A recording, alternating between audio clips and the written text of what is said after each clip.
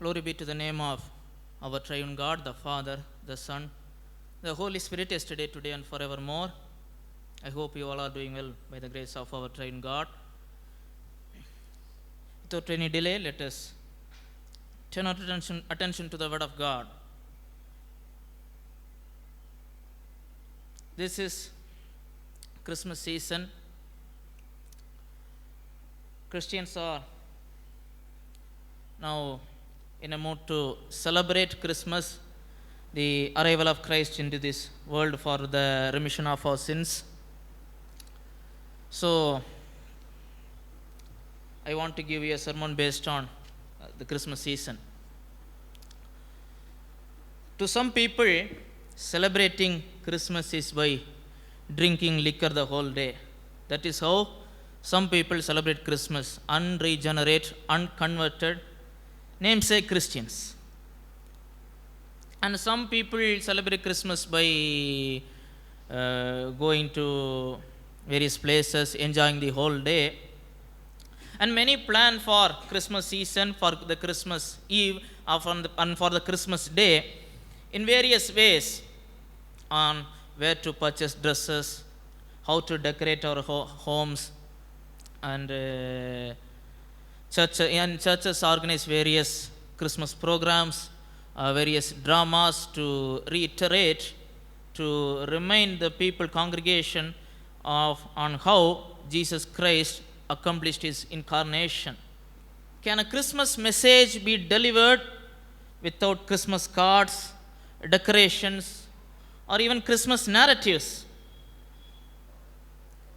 If a Christmas message is to be given, you have to mention about the Annunciation or the characters involved in Christmas, or providing examples from the narratives from the Bible, from the Gospel of Matthew and from the Gospel of Luke.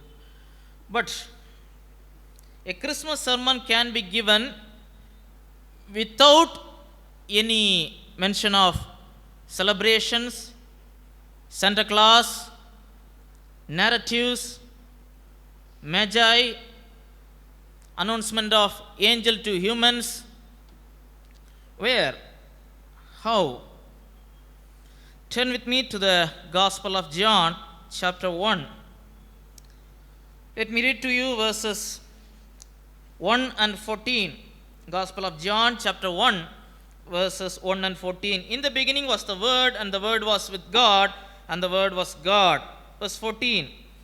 And the Word was made flesh and dwelt among us, and we beheld his glory, the glory as of the only begotten of the Father, full of grace and truth.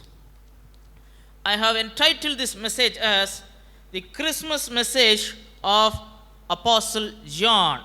The Christmas message of Apostle John.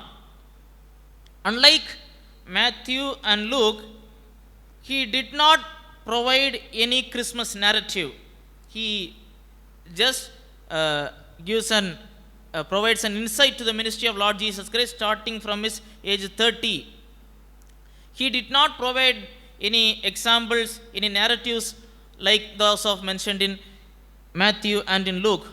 But he had provided a startling Christmas message. This may seem new to you, but that is the truth. John's Christmas message is the Word became flesh. The Word became flesh. The other Gospels mainly focuses on either on the work of Christ with regard to his human nature. Even though they touched on the divine nature of Christ, their main focus and attention is upon the human nature and the human work of Christ. Christ as King, Christ as human servant, Christ as Son of Man. But the focus of the Gospel of John is to picture Christ as the Son of God, or God the Son. In this Gospel, Jesus is clearly pictured and portrayed as God. He claimed equality with God the Father. He had done deeds that only could be done by God Himself. He accepted worship. He answered prayers. But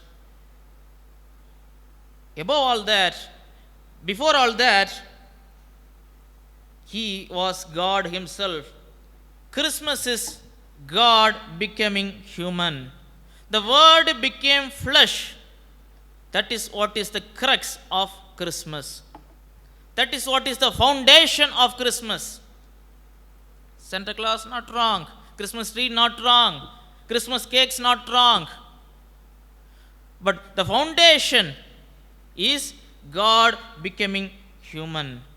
God becoming man, or the Word becoming flesh. Let me expound verses 1 and 14. In the beginning was the Word, and the Word was with God, and the Word was God. In the beginning was the Word. He did not start this gospel by saying, in the beginning was Jesus. Or he did not start the gospel by saying, in the beginning was the Lord.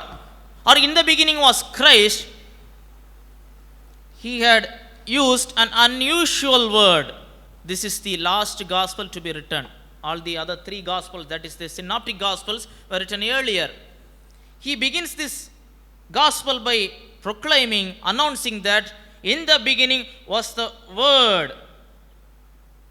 No explanation is given here on why he used the word, the particular word.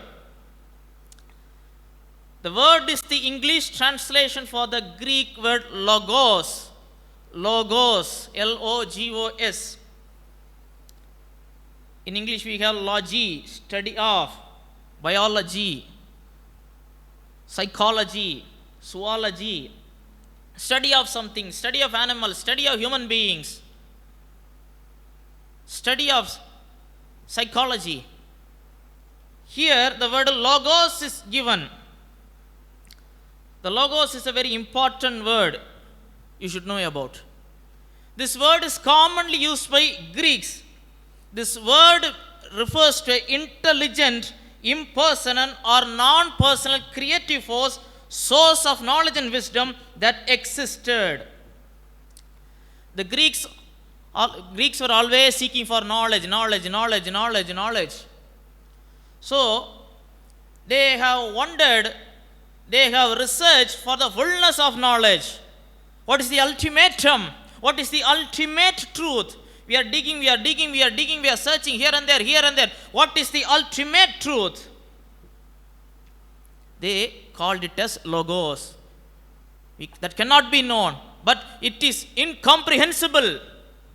They recognized it, but they were unable to identify that.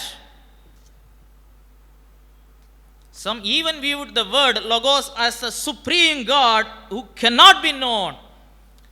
When you read Acts chapter 17, Paul passes through the city of Athens, the Greek city. They are only passing their time by hearing every philosophies and hearing every religions. And Paul, the apostle Paul, passes through that city. He visited their temples and he found an altar dedicated to the unknown God, because they had dedicated temples to various deities, pantheons, but they were not satisfied. Deep down in their heart, they are wondering, what if their God exists that is incomprehensible, that is apart from all of us, that is most powerful than we ever could be dreaming of? There must be someone. But they were unable to identify him. They did not know if it was a he or a she, male or a female, an animal or a human being, personal or impersonal. So they had labeled it as to the unknown God. Paul had proclaimed the gospel to them. I am going to present you the one whom you are worshipping as the unknown God. I am going to say to you who that unknown God really is. He is no more unknown. That is found in Jesus Christ. Jews, this is how Greeks use the word logos. For Jewish people, the logos refers to the spoken word of God, the revealing word, communication. In the beginning, God created the heavens and the earth. God had spoken. God had revealed through prophets. God had revealed himself through Moses, through the Pentateuch. But ultimately, God had made himself known through the person of Jesus Christ. That is what the author of Hebrews records. Hebrews chapter 1 verses 1 to 3. In the sundry times, God had made himself known through prophets, but in the last days, he had made him known through Jesus Christ. That is the final, ultimate revelation. The culmination of God's revelation. That is why he had used the word logos in the first place. He is the revealer of truth. He is the complete truth. Even if you are a Jew or if you are a Greek, that does not matter. You should not say no more that the God is unknown. That God had made himself known to the human race. The Bible also declares he is the invisible God. He is invisible, unseen by human eyes. No one could see him. 1 Timothy chapter 6 and verse 16. But that God had made himself known in the person of Jesus Christ through incarnation. In the first verse, 3 affirmations are provided. He was a pre-existent one, he was the co-existent one, he was the self-existent one. In the beginning, pre-existent. Even though the human nature of Jesus Christ came into this world, or the human nature of Jesus Christ was born into this world 2000 years ago, it had a beginning. His human nature had a beginning in Bethlehem. But his divine nature, it had ultimately always existed. In the beginning was the Word. In the beginning, not this verse was provided like, in the beginning the Word was created. This verse does not say like that. In the beginning was the word arche, the Greek word is used. To be continuous existence. He was always been existing in the first place, always existing with God the Father. And second, he was a coexistent. Coexisting with whom? With God the Father and God the Holy Spirit. And the Word was with God. In the beginning was the Word. He is pre-existent. He has always been existing. There was not even a single day or a moment where Jesus did not exist. He is the eternal one. And he was coexisting with God the Father. And the Word was with God the Father. Jesus is not the Father, Father is not Jesus. But Jesus is coexisting with God the Father, sharing his equal attributes. He's equal with God the Father in all the respects. And third, and the Word was God. He was self-existent. Only God could be told as a self-existent one. We are not self-existent. Angels are not self-existent. But only God is self-existent. That makes him a God. Human idols are not self-existent. They are created by humans, created in the mind of humans, originated in the mind of humans. But he is self-existent. In him was life. Jesus declares in John chapter 5 verse 26 that just like Father is self-existent, the Son is also self-existent. That God, who is equal with God the Father, and who is called God, and who is existing from the beginning itself, who created time and time, he came into this world. Verse 14. Let us move on to verse 14. And the word was made flesh and dwelt among us, full of grace and truth. How the word became flesh? That is called as incarnation. God accomplished that through virgin birth. Luke chapter 1 and verse 35. He was made flesh. To the Greeks, God could not become flesh. That is contradictory to their worldview. But Bible declares that God became flesh. That cannot be comprehended. How is that possible? The one who could not be seen, the one who resides out of time domain, and who is called holy, holy, holy all the time, who is set apart from all human beings. How could he become flesh? This is a mystery. That is why Paul calls this as a mystery in 1 Timothy chapter 3 verse 16. The mystery of godliness. We cannot comprehend that. How did it came? Full of grace and truth. He did not come to kill people. He came with full of grace and truth. Mark the word full, full, full. Grace is unmerited favor given to sinners. Truth, that is the character of God. I am the truth, Jesus says in John chapter 14 verse 6.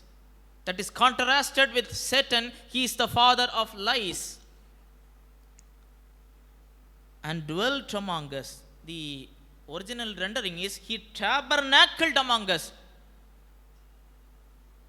In the Old Testament, God the Son tabernacled in his pre-incarnate state with the Hebrews. Now he tabernacled with the disciples. He tabernacled in Israel 2000 years ago for a limited period of time. We saw his glory. In the Old Testament, before the tabernacle, in the tabernacle, God's glory was made manifest. Exodus chapter 40 and verse 34 and 35. You could read that by yourself later. In the miracles of Jesus, God's glory was made manifest. In the Mount of Transfiguration, God's glory was made manifest. At the cross, God's glory was made manifest. In the resurrection of Christ, God's glory was made manifest. We saw that. And we beheld the glory as of the only begotten of the Father. What is the word only begotten referring to? The word monogenes, this is the word monogenes in Greek. One of a kind. John chapter 1 verse 12 says that, but as many as received him, to them he gave power to become the sons of God, even to them that believe on his name. We are the sons of God, daughters of God. We believed on him, we became the child of God. But that is not the case with Jesus Christ. He had an eternal relationship with Father. We have an adopted relationship.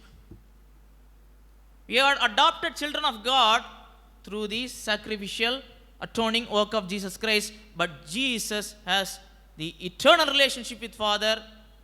Jesus is the eternal Son of God. Book of Hebrews, chapter 11, verse 17. By faith Abraham, when he was tried, offered up Isaac, and he that received the promises offered up his only begotten son. Isaac was not his only begotten son by his birth. But why Bible records Isaac as the only begotten son? Because Isaac is the only son who had the covenanted relationship, who belonged to the covenanted relationship, not Esau, not other sons, but only Isaac shared the privileges.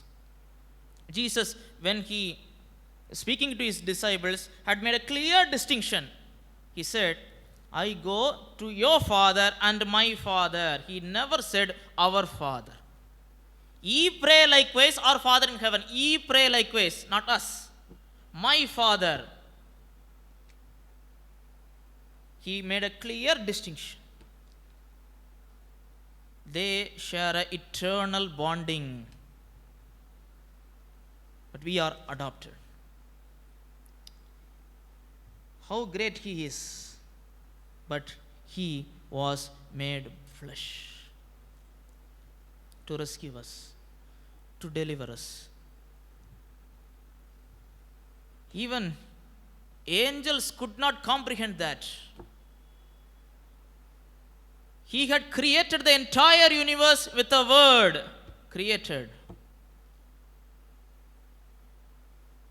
But that creator of angels, creator of everything, was now laid in a manger, wrapped with swaddling cloths. The angels flapped their wings and sang a song, because this is the first time in their life they are seeing their creator face to face. They had never seen their creator face to face beforehand. This is the first time. They sang a song, glory to God in the highest, peace be unto men. What a good news is this. What a great news is this. Why he came in the first place? Why had Jesus came in the first place? What is the need for that? The same Apostle John records in John chapter 3 and verse 16. For God so loved the world that he gave his only begotten Son, that whosoever believeth him should not perish but have everlasting life. So loved the world, he gave his only begotten Son. He gave his Son. His Son. Even though he had a human father, human mother, he had a divine Father. God the Father gave Jesus Christ to this world. You should not underestimate the divine nature of Jesus Christ when appreciating the human nature of Jesus Christ. Both should go hand in hand. Both should be appreciated. For 33 years, he had, in Philippians chapter 2, that is what Paul is mentioning, he had limited the use of his divine attributes. If he had made manifest his glory ultimately, no one will be ever alive to see him.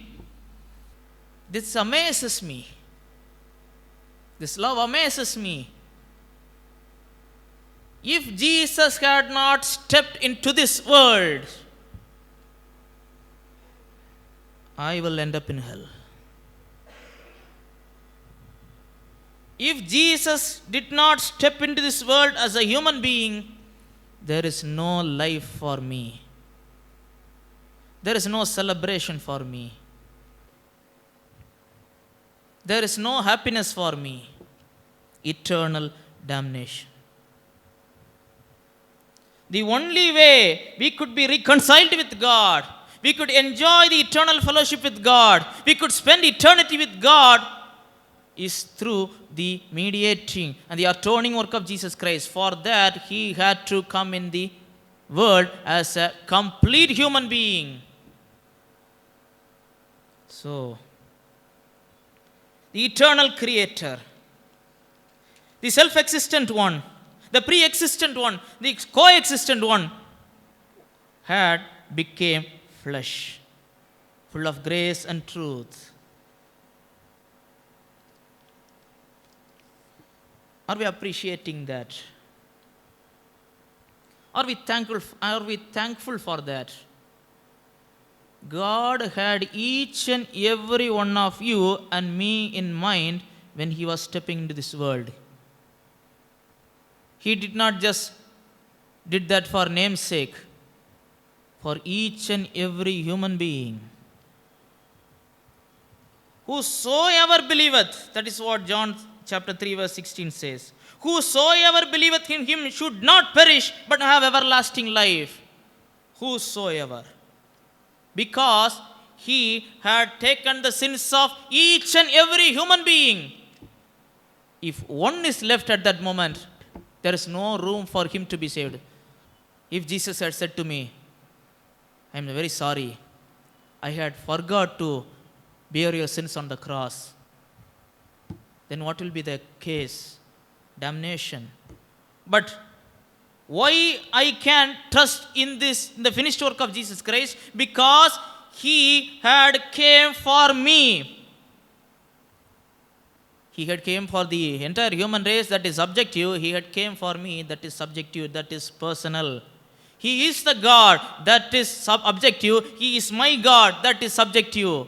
You should have both the objective and subjective knowledge of Jesus Christ.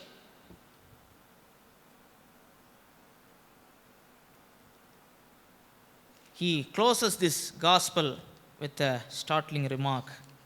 John chapter 20 verse 31. But these are written that ye might believe that Jesus is the Christ, the Son of God, and that believing ye might have life through his name.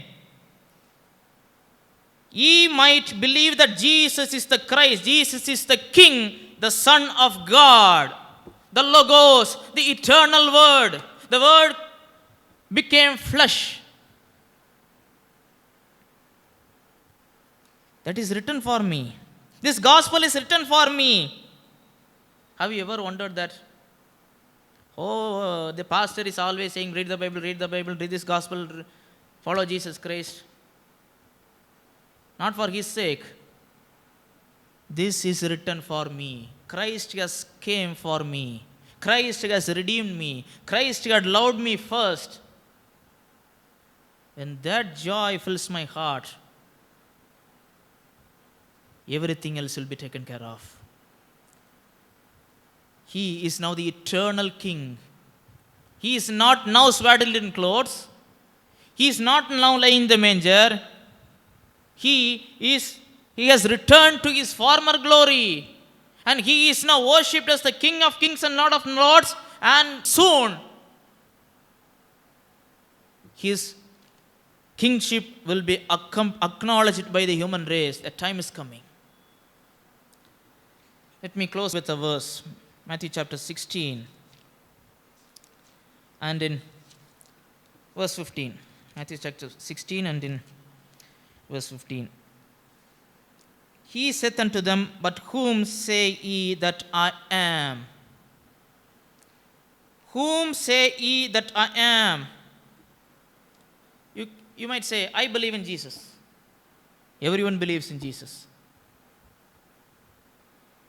What kind of Jesus are you believing in? Are you believing in the created Jesus, like Jehovah's Witnesses say? Are you believing in the Jesus that was only a prophet, like the Mohammedans say? Are you only believing in the Jesus as an avatar, as some people say? Are you believing in the Jesus as your King, your Lord? The Word became flesh. The Logos, the eternal one, the culmination, the final revelation. It is a sad thing for some Christians to see Jesus as a genie. Have you ever heard the story of Aladdin? He had a lamp. When he rubs that lamp, a genie proceeds without, I will provide you 3 wishes. Some people see Jesus as a genie. He is not here to take our commands. He is the Lord. Just because he came in the human flesh does not mean he was a lowly one. He is the pre-existent, self-existent, co-existent. That Word became flesh for you and me. That is Christmas. Celebrate Christmas with this thing in mind. Lord, what a great sacrifice you had undergone for me. When problems tackle, I'm often reminded of this thing. If God in the first place had stepped into this world physically to save a wretched sinner like me, then He will provide everything else. He will certainly provide anything else. If that fills your heart and mind, you live for the Lord. When that love overflows, everything will be changed. Most so-called Christians will never remember this. This Christmas will also pass away. This Christmas they will see many movies. Some will drink liquor for the whole day and going to waste the whole day. Christmas will go away. And then the next Christmas will come. This will continue. But for us, let us take a moment to appreciate and try to thank the Lord for the greater things which He had done for the human race and for each and every one of us personally. Lord, let me appreciate that. Lord, help us, Lord, to live a holy life, live a life that is pleasing to You, and to bring glory and honor to You.